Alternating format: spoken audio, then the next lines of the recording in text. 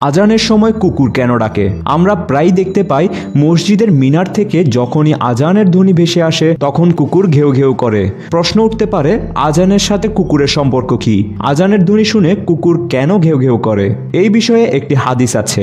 রাসূলুল্লাহ সাল্লাল্লাহু আলাইহি ওয়াসাল্লাম বলেছেন, আপনি যদি রাতে অথবা অন্য কোনো সময় কুকুরের ডাক শুনেন তাহলে আল্লাহর কাছে শয়তানের কাছ থেকে বেঁচে থাকার প্রার্থনা করুন, কেননা তারা শয়তানকে দেখতে পায়। আহমদ ও আবু দাউদ। বিভিন্ন ইসলামী সূত্র অনুযায়ী এই কথা প্রমাণিত যে যখন আজান হয় তখন শয়তান সেই এলাকা ছেড়ে চলে যায়।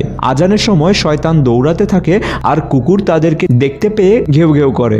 বিভিন্ন ইসলামী সূত্র অনুযায়ী এই কথা প্রমাণিত যে যখন আজান হয় তখন শয়তান সেই এলাকা ছেড়ে চলে যায়। আজানের সময় শয়তান দৌড়াতে থাকে আর কুকুর তাদেরকে দেখতে পায়, তাই ঘেউ ঘেউ করে। অনেকের মতে আজানের সময় শয়তানকে দেখে এক কুকুর অন্য কুকুরকে অথবা প্রাণীকে সতর্ক করে। স্বাভাবিকভাবে একটি কুকুর চায় তার এলাকায় যাতে অন্য কোনো প্রাণী চলে না আসে, তাই ডাকের মাধ্যমে সে আগেই তার উপস্থিতি বুঝিয়ে দেয়। সহিহ বুখারী, মুসলিম ও মিশকাতে এসেছে, আজান দিলে কুকুরগুলো ডেকে ওঠে। এর কারণ আজানের শব্দ শুনে শয়তান বায়ুত্যাগ করতে করতে পলায়ন করে। মোরগ ফেরেশতা দেখলে ডাকে।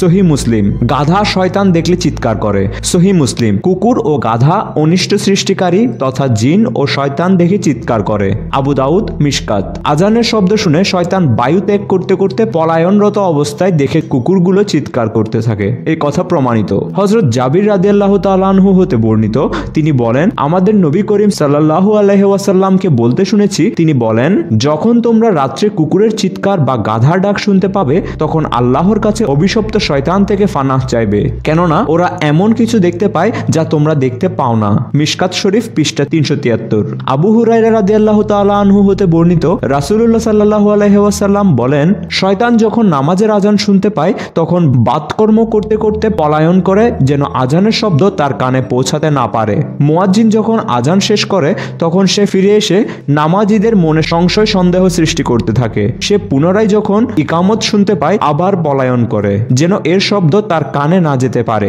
যখন ইকামত শেষ হয় তখন সে ফিরে আসে নামাজীদের মধ্যে সংশয় সন্দেহ সৃষ্টি করতে। সহিহ মুসলিম 753।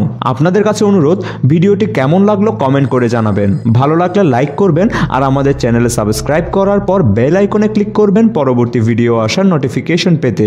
আপনাদের কাছে এই পাওনাটুকুই আমাদের পরবর্তী কাজের উৎসাহ যোগাবে এবং আমাদের অন্যান্য ভিডিওগুলো না দেখে থাকলে দেখে নিতে পারেন এখনই।